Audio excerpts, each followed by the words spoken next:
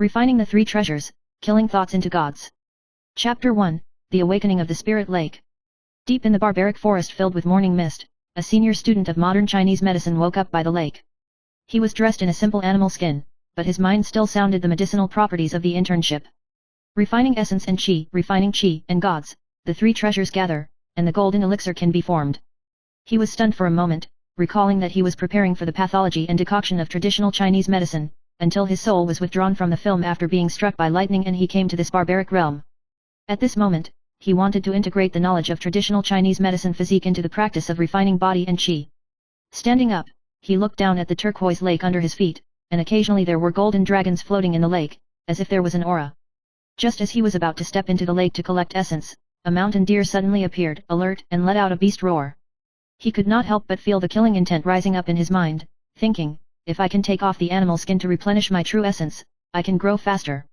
He had no weapon in his hand, but only the killing aura in his palm. The moment the killing intent came out, the mountain deer was hit by an arrow and fell sideways. Blood scattered on the lake, and the lake rolled. He saw an ancient bronze jade seal floating on the surface, engraved with the word Ancient Gate. He picked it up and took a look, his soul was shaken, and the soul door began to open, the three treasures of essence and spirit began to run in his body. A small twist. At this time, the sky rumbled, the trees shook, and a spiritual light gushed out from his dantian, condensing into a golden elixir-shaped light mass in the air, surrounded by blue and white light energy. This is the prototype of his golden elixir.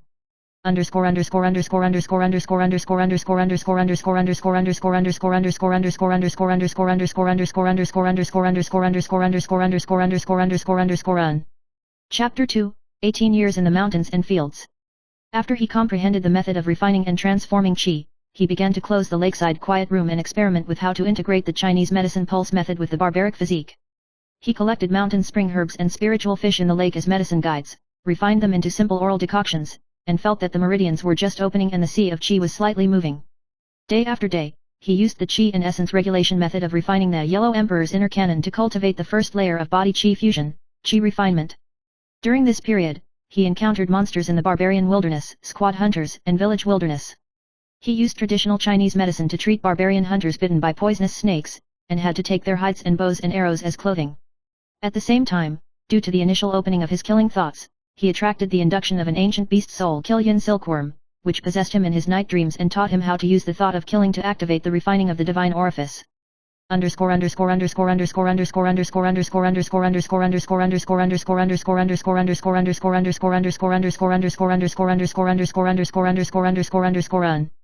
Chapter 3, The Coming of Age Ceremony is a Disaster.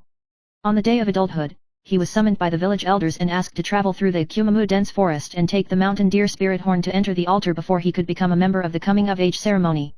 He knew that this mountain deer was the one he killed when he first woke up, and the killing thought was not extinguished, and his soul and blood flowed backwards. He saw the mountain deer again in the dense forest, and the familiar grievances of injustice flashed in his eyes. The mountain deer turned into a beast spirit, accompanied by the spiritual mist. His right hand broke out again, and the qi and blood of the Chinese medicine in his left hand harmonized and the internal strength worked, cutting off the root of the deer spirit and cutting off the resentful soul with the palm technique. But when the deer spirit broke, a soul light flew into the 7 orifices of his eyebrows, causing his consciousness to be greatly shocked, and the divine realm was just formed. At this time, the 3 treasures of essence and spirit officially converged, the prototype of the great achievement of refining the gods. The elders in the forest were all shocked and called him the founder of refining essence and transforming spirit, but also warned, the Buddha said, if you have the thought of killing, you will fall into the Avasai hell forever. He sneered, I am in charge of killing to prove the supreme way.